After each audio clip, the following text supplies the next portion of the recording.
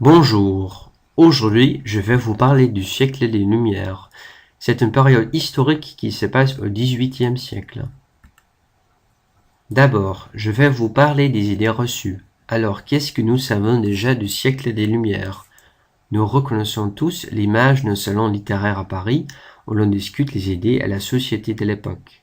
En plus, nous reconnaissons la première page de l'encyclopédie ou dictionnaire raisonné des sciences, des arts et des métiers qui a été faite par Diderot et d'Alembert. Mais c'est l'image complète du siècle des Lumières? En tout cas, nous retrouvons la mention de siècle éclairé dès les années 1670 pour décrire les expériences et les progrès scientifiques du temps. La notion de lumière vient plus tard en 1750. Regardons le siècle des Lumières du plus près.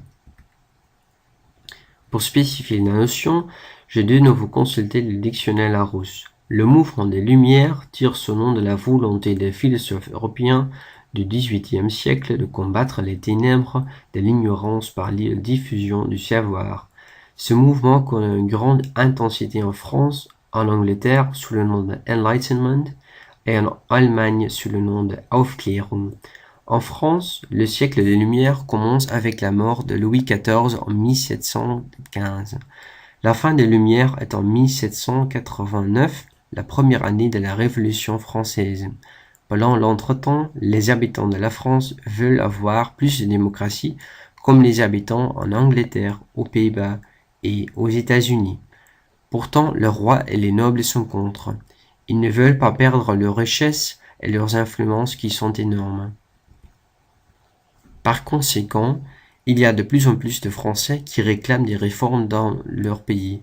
La devise liberté, égalité, fraternité devient alors plus importante.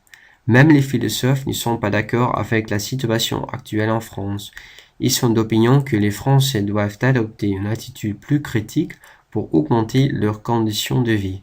Comme l'esprit humain ou bien la raison dirige toute la vie quotidienne, la théorie du rationalisme voit le jour. Cela veut dire que l'homme est bon de nature, mais la société corrompue le gâche. Ces idées aboutiront à la Révolution française de 1789. Dans le domaine de la littérature, les écrivains savants ont beaucoup d'influence sur le public.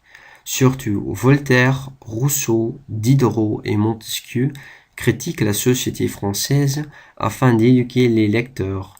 Les sujets traités sont entre autres la liberté, la raison, la tolérance, la religion et la peine de mort. La langue de ces histoires, c'est bien sûr le français qui remplace le latin comme langue internationale de communication. Pour finir, quelques ressemblances entre notre époque et celle des Lumières. Nous connaissons tous la séparation des pouvoirs de Montesquieu. Cette théorie a en effet fondé les systèmes politiques de beaucoup de pays, dont les Pays-Bas. En plus, nous faisons toujours des dictionnaires pour organiser les mots d'une langue ou d'un domaine d'activité par ordre alphabétique. Ainsi, nous pouvons dire que les Lumières sont encore un sujet d'actualité. Alors, c'était le siècle des Lumières. Merci pour votre attention et à la prochaine.